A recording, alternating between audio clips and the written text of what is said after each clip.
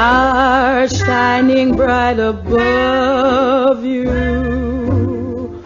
Night breezes seem to whisper, I love you. Birds singing in the sycamore tree. And thank you for joining us tonight. We did start off with the President's Address on the first part, and since this is Thursday, this is the second half of our nightly news, and we're going to run down through some local events, local news stuff, and well, events are slowly starting to pick back up after some of the COVID stuff. And in fact, this week we just had two first email announcements of upcoming live concerts. Yes, they will still be socially distanced, COVID masked, etc. But we are starting to see them. It was so nice to start seeing some of that back on the calendar again. All right, let's have there is going to just phenomenal ski conditions. They've had great light. This has been powdery snow. So let's start off this with Matley Trent. Let's actually run to a little bit of, let's see if our producer Juan can get that, the Bear Valley one. See if he can switch that out. Actually helps if you're in the right screen, John.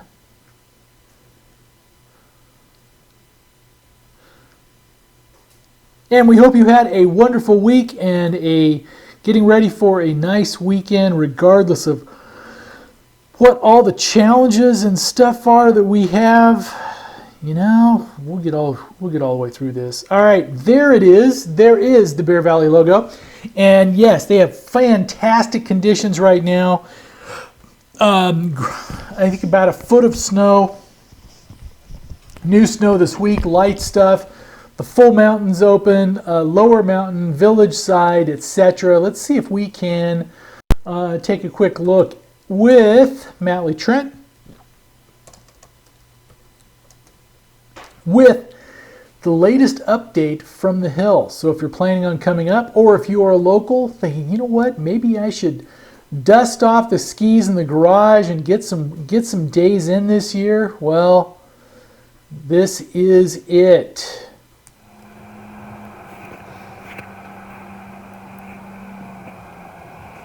Hey, good people, it's Matley Trent coming to you from Bear Valley Mountain Resort a few minutes after 6:30 a.m. And oh my gosh, it is going to be a blower pow day on the 10th of March 2021, Wednesday. Holy smokes, we got 15 inches, probably pressing 16 inches now overnight of, you know, the average density in that is anywhere from 7% down at the first 5 inches up to 4% in the top 5 inches. So, you know, give that about 5.5% density.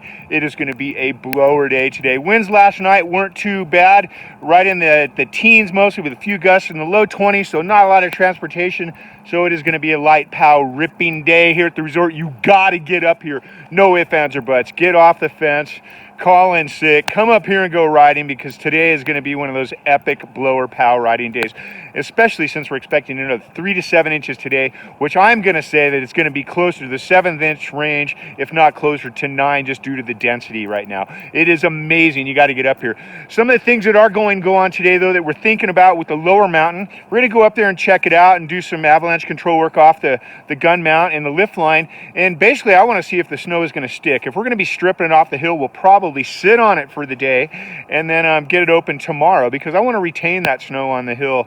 It's no good to just go out and just make all the avalanche stuff, just strip it right back down to that firm, icy rock hardness that's been out there for the last couple of days. So you might see certainly a delay on the lower mountain today, and it might not open. So just be prepared for that. But I think you're going to have enough going on with the village side, the front both side, as well as the back side on Chair on the Polar Express. So come up and check it out. It's going to be ripping riding today. Oh my gosh, I'm so stoked for Monday. Anyway, that's what's going on. Go to bearvalley.com untitled.com. Check out our website.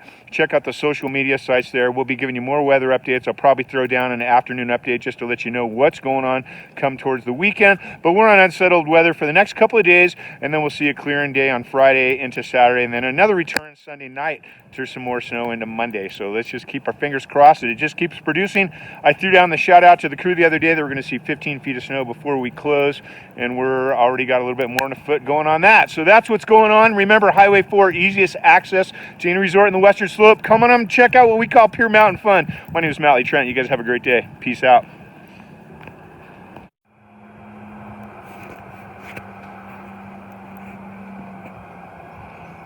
We didn't want to shortchange it because we missed the first little clip of that.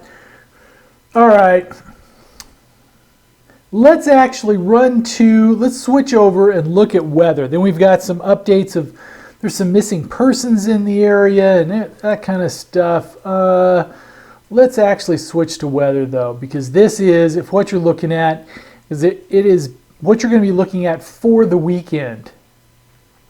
And as many of you know, our weather is arranged by elevation band for the three pass area that we cover, Highway 88, Highway 4, and Highway 108. The single most important determining factor for your weather is elevation. And here we go. Let's have a look at it. And Fox Security Communications is our sponsor for this. And here we go. Let's see, above the 6,000 foot level, Bear Valley, Lake Alpine, Kirkwood, Kennedy Meadows, Pinecrest, and Dodge Ridge. Low of 19 degrees tonight with a 20% chance of snow showers. And let's look at I don't think there's no moisture left. It's just a little bit of cloud cover coming through. High of 35 and sunny tomorrow. Low of 17 tomorrow night. 43 and sunny. Just Saturday just looks like just to be a perfect day. Sunday morning was mostly sunny, the slight chance of snow showers. So Saturday, all Friday, Saturday, and Sunday look to be great weather. High of 42 on Sunday. Then Sunday night, systems start coming back in. And here we've got let's see if they have added any moisture totals to them. Sunday night, 1 to 3 inches. Yeah, it looks like it's more just whitewash stuff. But it is moisture, and we will take it because we need all the moisture to keep us wet and happy through the summer fire season. So here we go. All right, let's drop on down to mid-slope. This would be for Arnold, Big Trees Village, Big Trees, Dorrington, Camp Connell on the Highway 4 side, Highway 108 side. It would be for Pioneer, Barton areas, and on the Highway 108 side, it is for Meewook Village, Twainhart, etc. All right, 29, 47, 30, 49, 34, 48, 30. Monday, chance of snow showers. Sunday night, 40% chance of rain and snow. Monday, partly cloudy, and so we're looking at really nice stuff for Friday, Saturday, and Sunday. We're looking at 29, 47, 30, 49, 34, 48, 30, 40, 27, little chilly, but we'll take it. All right, let's drop on down to the lower slope communities. These would be the communities that are above the Highway 49 corridor, but below permanent snow level, winter snow level. So yes, they will get some snow, but it typically burns off within a few hours to a couple of days. Murphy, Soulsbyville, Mountain Ranch, Pine Grove, Groveland, West Point, 33, 54, 35, 57, 37, 56. Chance of showers Sunday night, 40%, and a chance of showers Monday with a high of 50. Then Monday night, slight chance of showers, then partly cloudy with a low of 35. Let's drop on down to the Highway 49. This is the Highway 49 corridor. For Sutter Creek, Jackson, McCollum Hill, San Andreas, Angels Camp, and Sonora. 34, 57, 35, 59, 38, 57, 38 with a little bit of chance of rain showers Sunday night. Monday, chance of showers and a high of 52. Then Monday night, drop on down to 36 with a partly cloudy. Let's drop on down to lake level. This would be the communities that are a few hundred feet up off the valley floor. Copperopolis, Valley Springs, Rancho Calaveras, Ione, Lower Jamestown, and Don Pedro. You're looking at 35, 57, 38, 59, 39, 58, 41, and 40 and 53. Slight chance of moisture in your forecast on Sunday evening, Sunday night, and Monday. All right, let's have a quick look at road conditions right now. You are looking at, and if you're looking at our road conditions, you can put in as many highways as you would like at one time. Give you a summary. Chain controls are required from 2 miles west of the Mount Reba turnoff to the Mount Reba turnoff. So basically, chain controls start in Bear Valley. And Highway 49, 88, chains or snow tires are required from 4 miles east of Ham Station. And so Ham Station on up. Highway 108, looks like there are no chain controls getting up to the Pinecrest area now. And on Highway 120, there are no chain controls as well.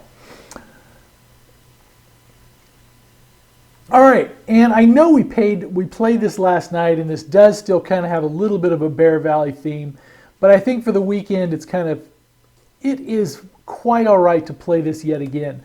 One of the Bear Valley families, the Arvidsson family that has owned a home in Bear Valley, their kids went through the Bear Valley ski team, Carl, Eric, and Eric went through Bear Valley, then moved on to Squaw Valley, skied for Squaw, then went on to the U.S. ski team, then did the unusual thing of taking a time off from the U.S. ski team, which is usually a dream in and of itself for most people. But he got his college degree, pursued college, graduated from Middlebury College, I guess just this year. Now he is back on the, looks like he's kind of affiliated but not officially back on the U.S. ski team yet. But he was the 2016 World Downhill Champion for the juniors, but he has been skiing slalom, GS stuff, more of the technical disciplines while he was in college, just to stay in skiing shape, etc. Did win an NCAA title, but this is, for those of you who follow skiing, to crack the top 10 at a adult downhill. This is in Austrian. This is in Seelbach, Austria, downhill.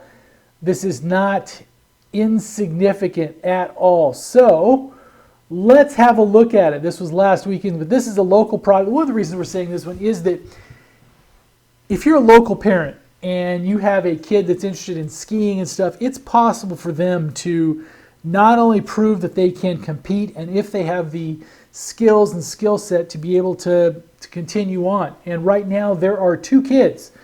Eric Arvidsson, that just took the 8th, which we're talking about this, at the World Cup Downhill, and also Keely Cashman, who is lives in Strawberry, lives over there in Strawberry, but did spend several years on the Bear Valley ski team before she moved on to Squaw as well.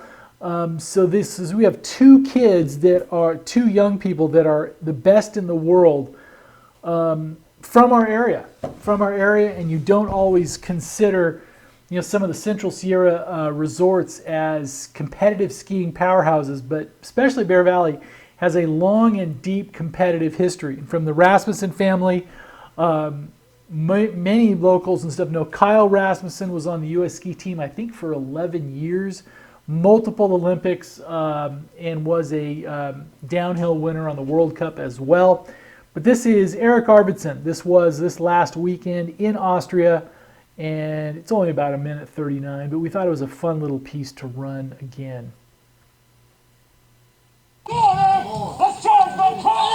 And now this is the American Eric Arvidsson, the junior world champion in this downhill discipline from back in 2016. He then switched to tech skiing, went to Middlebury College, won an NCAA title, but then Now back to speed racing and putting together a pretty good run from back in the field here, still within a second. Awesome. I mean, Arvidsson, he was slow to return to speed, took 3 years off speed. He got an agreement from the U.S. ski team. Give me a couple years to get back into it. He's already won a Europa Cup, and the run he's having right now suggests that the U.S. ski team continues to have some depth. And Eric Arvidsson, a quick study to return to action. Just has a few World Cup starts under his belt, and Arvidsson into the top 10.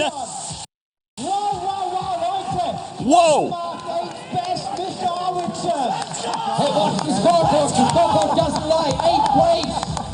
Oh, he doesn't like that. I mean, you know, this is one of the great stories of American skiing right now. College skiers, yeah, they return to action on the World Cup in slalom, in giant slalom. In downhill, I can't think of a single name of anyone that went to college, returned to the World Cup. And not only did they return to the World Cup, but inside the first year, climbed all the way inside the top 10. This guy is a stud. I mean, this is great for the U.S. ski team and their future, and certainly for Eric Arvidsson. His best World Cup result by far. All right, we're going to run it one more time. And now this is the American Eric Arvidsson, the junior world champion in this downhill discipline from back in 2016. He then switched to tech skiing, went to Middlebury College, won an NCAA title, but then now back to speed racing and putting together a pretty good run from back in the field here, still within a second. Awesome. I mean, Arvidsson, he was slow to return to speed, took 3 years off speed. He got an agreement from the U.S. ski team. Give me a couple years to get back into it. He's already won a Europa Cup, and the run he's having right now suggests that the U.S. ski team continues to have some depth. And Eric Arvidsson, a quick study to return to action. Just has a few World Cup starts under his belt, and Arvidsson into the top 10. Whoa!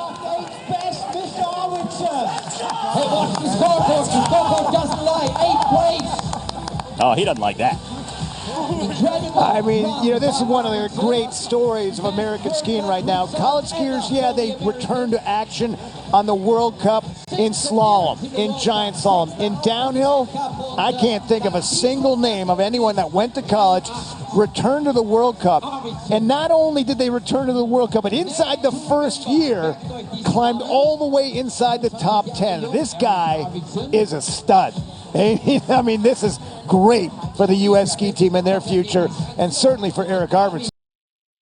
All right, that made us happy. We had to watch that. It's a happy thing because, you know, from following these kids, watching them grow up and stuff, you know that just the thousands and thousands of hours that they have skiing, competing, practicing, all the rest of that stuff, all the exercises, the time in the gym that they spend now for all of the strength training, all the rest of that stuff. It's impressive indeed. It really is, and it's just amazing to see. All right, let's actually switch over to some of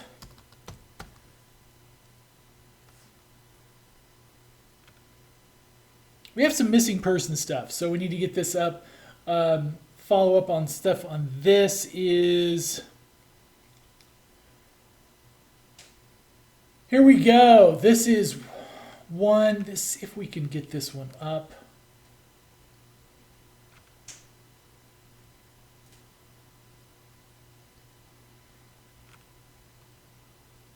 And I think we're going to try to post this at the same time that we're talking about it. So let's see if we can get this through.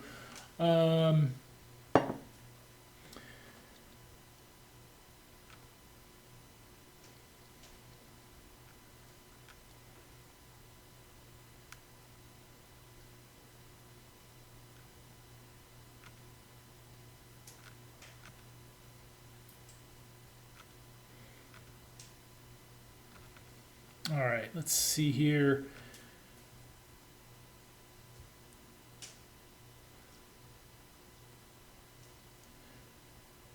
See, on these newscasts, we are the production crew as well. You could probably gather that. Okay, this is one where he has been missing for 4 days, and let's see if we can get this one cleaned up a little bit there, and there we go. All right. This is what we know at this time. This was from the Tuolumne County Sheriff's Office a few hours ago, and this is what we know.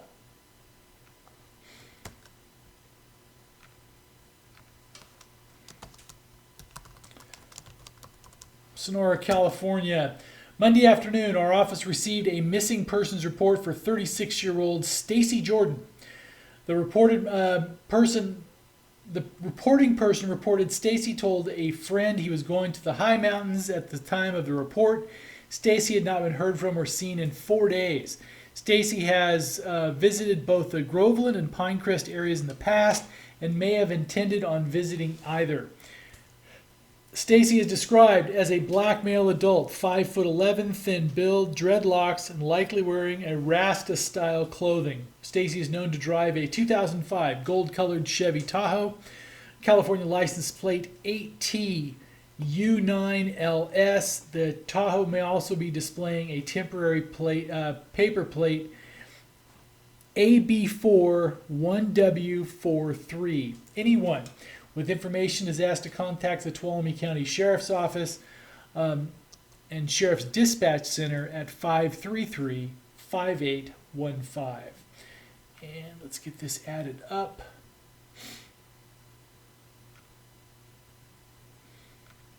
And there was another missing person. This was for a male out of Bakersfield that we first posted a couple days ago. It's still showing up in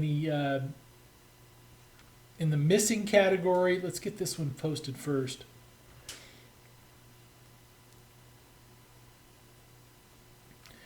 Insert.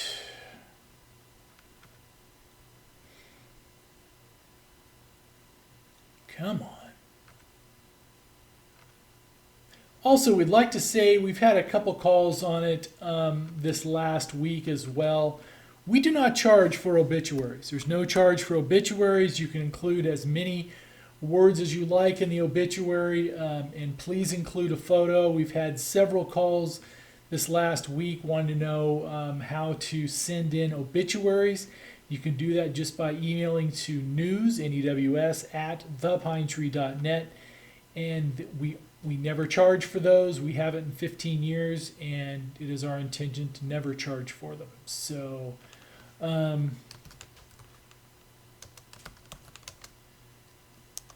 Stacy Jordan is missing.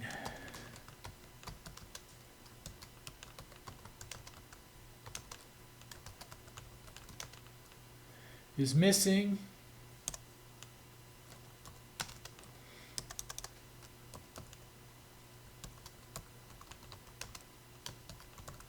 Please help him return home. All right, I think that was news featured. Law enforcement, Tuolumne County. But I would keep an eye out in Calaveras County as well, because you never know.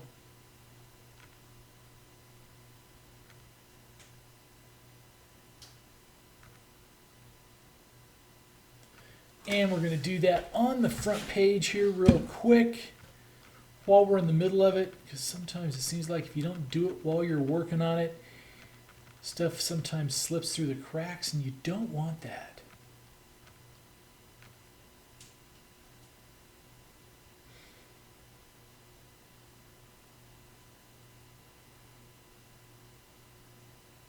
Come on.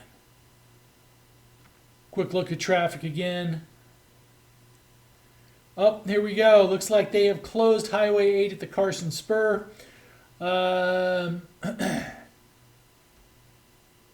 Carson Spur will be closed at approximately 10:15. There is no estimated time of reopening. And typically they do this for avalanche control, and because if you're familiar with the Highway 88 corridor, before you get to Kirkwood coming up from the Amador side, there's that really narrow winding spot that is a pretty significant avalanche risk, and that is where they usually do avalanche control, blast along that whole ridge, and it looks like that's what they're going to be doing now.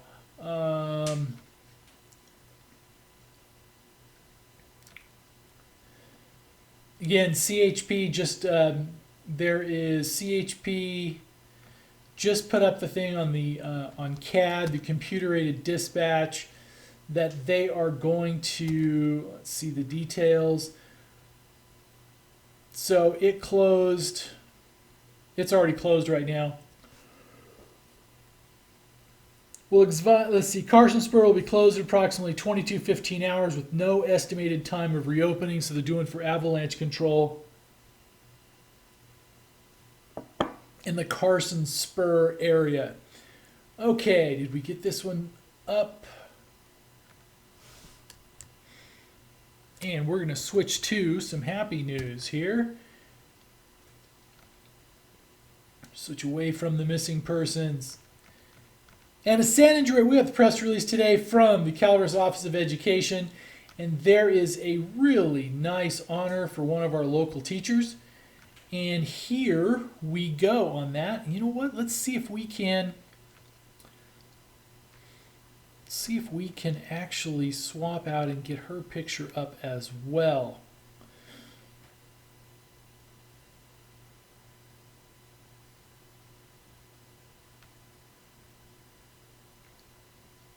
There it is. Now let's see if we can get her picture up on our webcast.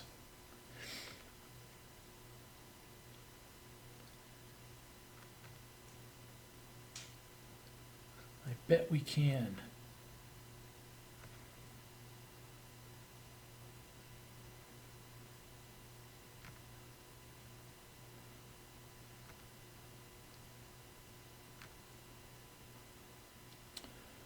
All right, here we go.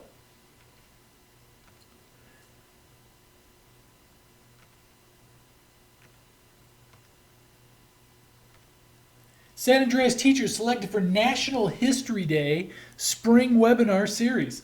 This is from Washington, D.C. Alyssa Schulte, a teacher at Calaveras River Academy in San Andreas, California, is one of only 120 teachers selected for a National History Day Spring Professional Development Program. This course focuses on using online Library of Congress resources to develop and support historical arguments and is a feature of NHD's National History Days membership in the Library of Congress Teaching with Primary Sources Consortium. Teachers chosen for this honor represent NHD's 58 affiliates across the country and around the world, and the National History Day program in California selected Ms. Schulte. NHD affiliates including all 50 states in the District of Columbia, American Samoa, Guam, the Northern Marianas, Puerto Rico, and the International School Program in China, South Asia, and South Korea. The skills, strategies Ms. Schulte is developing through her series will benefit her students over the course of their academic and professional careers. The National History Day Executive Director, Dr. Kathy Gorn, as a Library of Congress TPS Consortium member, NHD is incredibly fortunate to be able to offer this opportunity for teachers, especially now as teachers and students continue to address challenges of non-traditional learning settings requiring by the opening of COVID-19 pandemic ongoing. For several months, Ms. Schulte works with her peers around the country and National History Day staff to build knowledge for teaching with online Library of Congress resources.